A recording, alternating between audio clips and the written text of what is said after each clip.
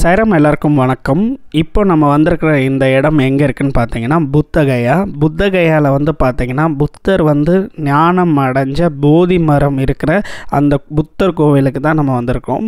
இந்த கோவில் வந்து பார்த்தீங்கன்னா பீகார் மாநிலத்தில் புத்தகயான்ற இடத்துல இருக்குங்க.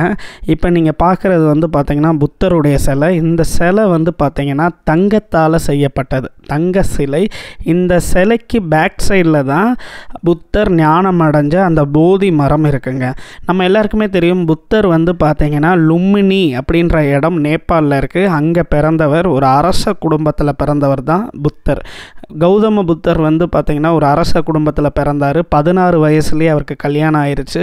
அவருக்கு வந்து பார்த்திங்கன்னா ஒரு ஆண் குழந்தையும் இருந்துச்சு. அதுக்கடுத்து 29 வயசில் தான் அவர் வெளி உலகத்துக்கே வராரு.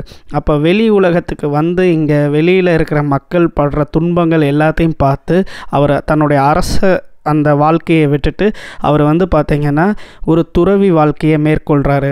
அப்போ அவர் லும்பினியிலேருந்து அவர் வந்து பார்த்திங்கன்னா பீகார் மாநிலத்துக்கு வராரு.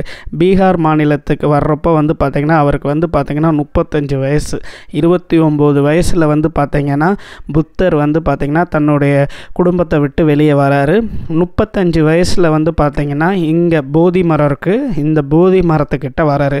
அப்போ அவருக்குள்ள நிறைய கேள்விகள் இருக்குது.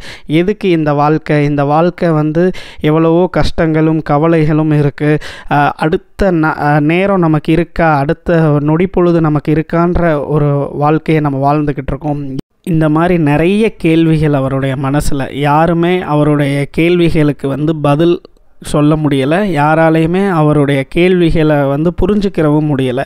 அப்படி புத்தர் வந்து பார்த்திங்கன்னா 29 வயசில் தன்னுடைய குடும்பத்தை விட்டு அவர் துறவி வாழ்க்கையை ஆரம்பித்தார்.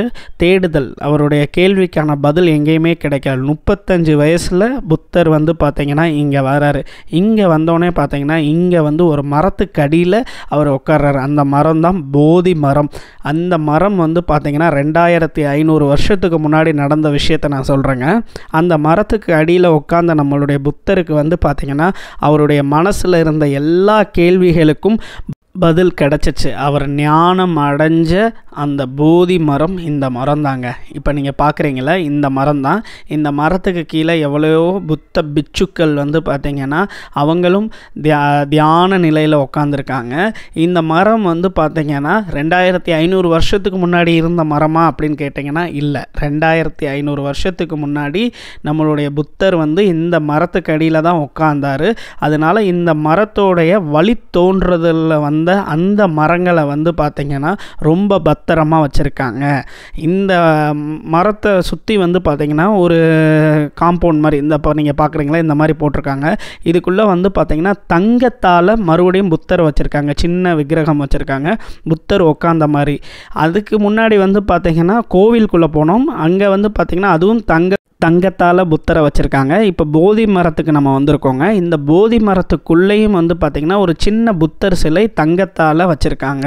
இந்த இடம் வந்து பார்த்திங்கன்னா புத்தர் ஞானம் அடைஞ்ச அந்த போதி மரம்.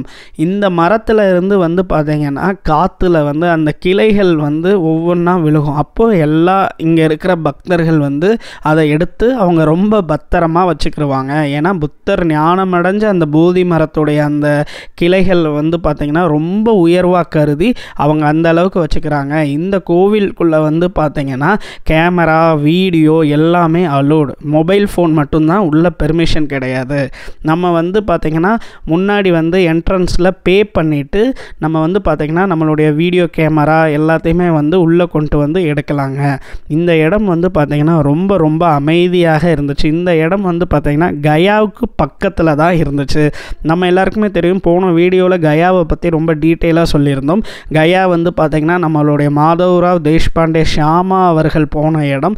அந்த கயாவில் இருந்து வந்து பார்த்திங்கன்னா 15 கிலோமீட்டரில் நம்ம வந்து புத்தர் ஞானம் அடைஞ்ச அந்த போதி மர கோவிலுக்கு நம்ம வரலாங்க. இந்த கோவில் தான் ஆக்சுவலாக வந்து பார்த்திங்கன்னா புத்த பிட்சுக்கள், புத்த வழியில் வர்ற அந்த புத்த பக்தர்கள் வந்து பார்த்திங்கன்னா இந்த புத்த கயாவில் நிறைய புத்தர் கோவில் கட்டியிருக்காங்க. அதில் மெயின் டெம்பிள் இந்த டெம்பிள் தான். இந்த டெம்பிள் தான் மெயின் டெம்பிள். ஆனால் அந்த ஊரில் வந்து பார்த்திங்கன்னா நிறைய கோவில்கள் கட்டியிருக்காங்க. இப்போ நம்ம வந்திருக்கிறது வந்து பார்த்திங்கன்னா 80 அடியில் வந்து பார்த்திங்கன்னா புத்தருடைய சிலை இங்கே இருக்குங்க. அந்த கோவிலுக்கு தான் நம்ம வந்திருக்கோம். 80 அடியில் கட்டியிருக்காங்க. அது மட்டும் இல்லாமல் ஸ்ரீலங்காவிலேருந்து ஸ்ரீலங்கா பக்தர்கள் வந்து அவங்க ஒரு புத்தர் கோவில் கட்டியிருக்காங்க. டிபெட்லேருந்து அவங்க ஒரு புத்தர் கோவில் கட்டியிருக்காங்க. ஜப்பான், சைனா, இப்படி தாய்லாந்து, இப்படி எல்லா நாட்டுக்காரவங்களும் இங்கே வந்து புத்தருக்காக புத்தர் கோவில் நிறைய கட்டியிருக்காங்க. ஏன்னா புத்தர் ஞானம் அடைஞ்ச இந்த போதி மரம் இங்கே இருக்கிறதுனால அந்த புத்த பிட்சுக்கள், புத்த பக்தர்கள் வந்து பார்த்திங்கன்னா இந்த இடத்துல அவ்வளோ கோவில் கட்டியிருக்காங்க. நம்ம இந்த ஊருக்குள்ளே வந்தாலே நம்ம இந்தியாவில் இருக்கோமான்றதே சந்தேகமாக இருக்கும். ஏன்னா நம்ம வந்து ஏதோ ஒரு வெளிநாட்டில் ஒரு நேபாள், சைனா, டிபெட், இந்த தாய்லாண்டுன்ற அந்த மாதிரி நாட்டுகளில் நம்ம இருக்கிற மாதிரி இருக்கும். ஏன்னா இங்கே வந்து பார்த்திங்கன்னா அந்த மக்கள் வந்து பார்த்திங்கன்னா புத்தரை பார்க்குறதுக்காக அவங்க அவ்வளோ பேர் இங்கே வந்துக்கிட்டே இருக்காங்க. இந்த இடங்கள் எல்லாமே வந்து பார்த்திங்கன்னா வெளிநாட்டுக்கு வந்த மாதிரி இருக்குங்க. வெளிநாட்டில் சைனா, டிபெட் நம்மலாம் பார்க்குறோம் பார்த்திங்களா, அந்த மாதிரி ஒரு வேறு நாட்டுக்கு வந்த மாதிரி இருக்குது. இங்கே வந்து பார்த்திங்கன்னா அந்த அளவுக்கு சிற்ப வேலைகள், புத்தருடைய கோவில்கள் எல்லாமே இருக்குங்க. ரொம்ப ரொம்ப ஒரு முக்கியமான இடம். எல்லாரும் கண்டிப்பாக இந்த புத்தர் கோவிலுக்கு வரணும். மீண்டும் அடுத்த லீலாவில் பார்க்கலாம். ஜெய் சாய்ராம்.